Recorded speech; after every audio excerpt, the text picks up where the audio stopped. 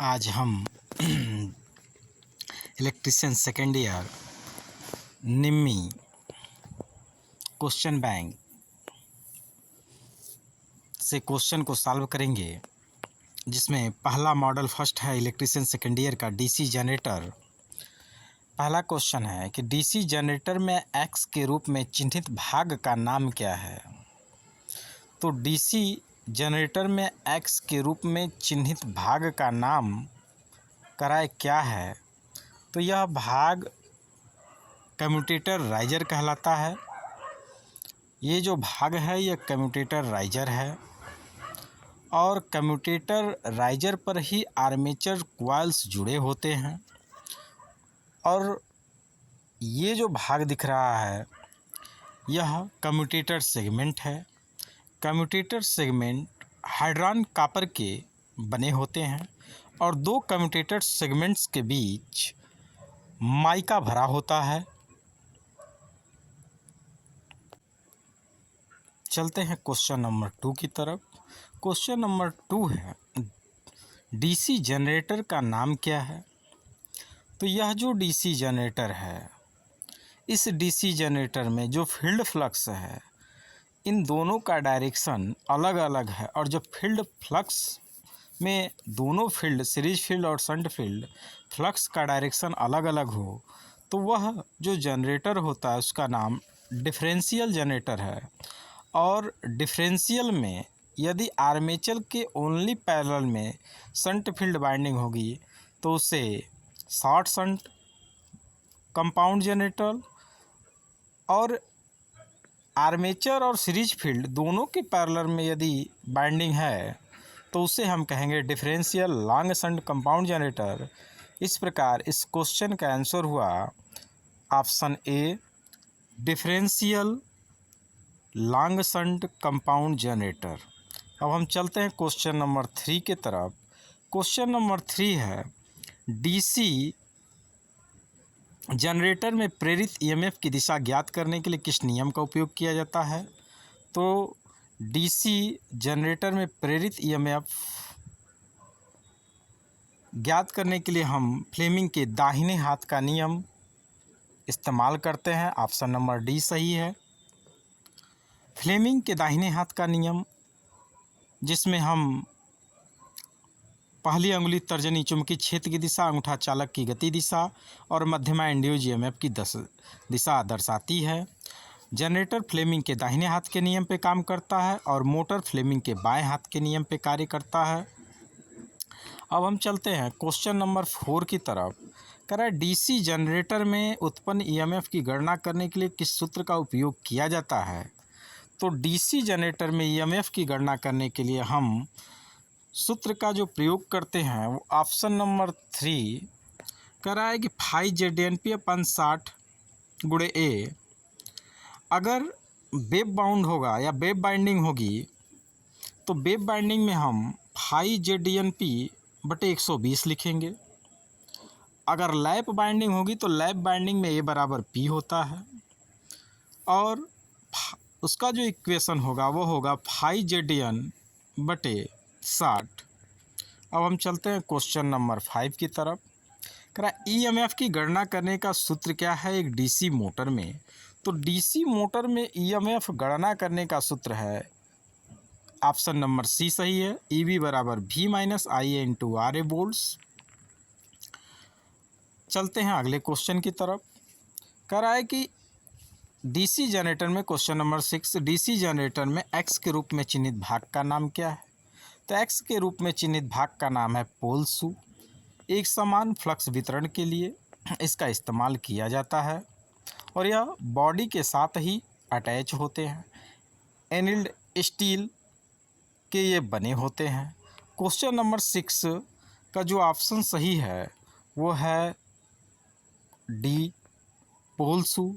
चलते हैं अगले क्वेश्चन की तरफ। क्वेश्चन नंबर 7 कह रहा है डीसी जनरेटर का नाम क्या है। तो डीसी जनरेटर का कह रहा है कि डीसी जनरेटर का नाम क्या है। तो ये कौन सा डीसी जनरेटर है। आप देख रहे हैं कि ये इसमें जो हमारी फील्ड बाइंडिंग है और आर्मेचर है दोनों अलग अलग हैं। तो यह जो बाइंडिंग दिखाई गई है यह सेपरेटली एक्साइटेड जनरेटर, अलग से उत्तेजित जनरेटर है। इसका ऑप्शन नंबर डी सही है। चलते हैं 8वें क्वेश्चन की तरफ। 8वां क्वेश्चन है कि जनरेटर द्वारा किस ऊर्जा को विद्युत ऊर्जा में परिवर्तित किया जाता है। तो जनरेटर यांत्रिक ऊर्जा को विद्युत ऊर्जा में परिवर्तित करता है। ऑप्शन नंबर डी सही है। चलते हैं क्वेश्चन नंबर 9 की तरफ। क्वेश्चन नंबर 9 है कि डीसी जनरेटर फील्ड का नाम क्या है। तो डीसी जनरेटर फील्ड का नाम, ये अगर दोनों का डायरेक्शन, जो फील्ड फ्लक्स है इसका डायरेक्शन यदि एक ही है तो यह कम्युलेटिव होगा। अगर अलग अलग है तो यह डिफरेंशियल होगा। और जो यह डीसी जनरेटर है तो इसका ऑप्शन नंबर 4 सही है। ऑप्शन है कम्युलेटिव कंपाउंड जनरेटर। जब फील्ड फ्लक्स, सीरीज फील्ड और शंट फील्ड दोनों का डायरेक्शन सेम हो तो फ्लक्स जुड़ने वाले स्वभाव का होता है। और ऑप्शन नंबर डी सही होगा, कम्युलेटिव कंपाउंड जनरेटर। चलते हैं अगले क्वेश्चन की तरफ। क्वेश्चन नंबर 10 करें डीसी जनरेटर का सिद्धांत क्या है। तो डीसी जनरेटर का जो सिद्धांत है वह फैराडे का विद्युत चुंबकीय प्रेरण का नियम है। ऑप्शन नंबर डी सही है। चलते हैं क्वेश्चन नंबर 11 की तरफ। करें गतिशील रूप से प्रेरित ईएमएफ के लिए सूत्र क्या है। तो गतिशील रूप से प्रेरित ईएमएफ के लिए सूत्र है BLV sin theta. Option number C सही है क्वेश्चन नंबर 11 का। चलते हैं क्वेश्चन नंबर 12 की तरफ। कह रहा है कि चुंबकीय क्षेत्र की दिशा ज्ञात करने के लिए किस नियम का उपयोग किया जाता है। तो चुंबकीय क्षेत्र की दिशा ज्ञात करने के लिए हम प्रयोग करते हैं फ्लेमिंग के दाहिने हाथ का नियम। ऑप्शन नंबर डी सही होगा। चलते हैं अगले क्वेश्चन की तरफ। क्वेश्चन नंबर 13 कह रहा है डीसी जनरेटर के भाग का नाम क्या है। तो यह डीसी जनरेटर का बॉडी है। इसको योक भी कहते हैं, फ्रेम भी कहते हैं।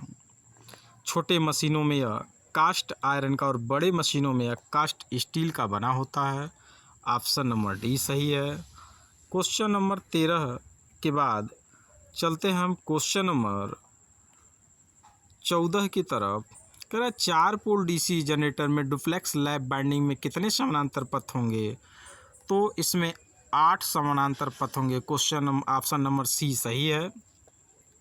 लैप बाइंडिंग में A बराबर P गुणे फ्लैक्स की संख्या और वेब बाइंडिंग में A बराबर 2 गुणे फ्लैक्स की संख्या। चलते हैं अगले क्वेश्चन की तरफ। क्वेश्चन नंबर 15 जनरेटर के भाग का नाम क्या है। तो ऑप्शन नंबर डी सही है, आर्मेचर कोर लेमिनेशन है ये। ऑप्शन नंबर डी सही है, आर्मेचर कोर लेमिनेशन है ये। चलते हैं अगले क्वेश्चन की तरफ।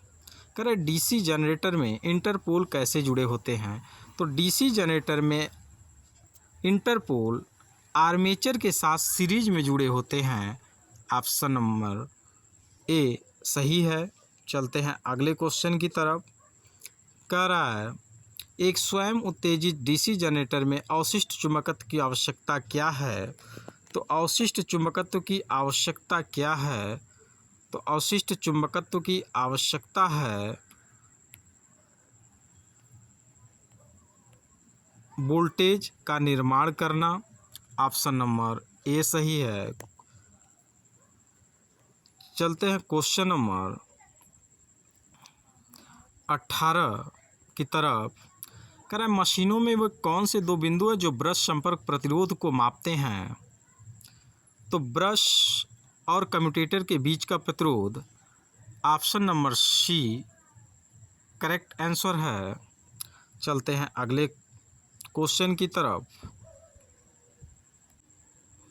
क्वेश्चन नंबर 19 का आंसर हो जाएगा armature reaction drop. Option number C correct answer.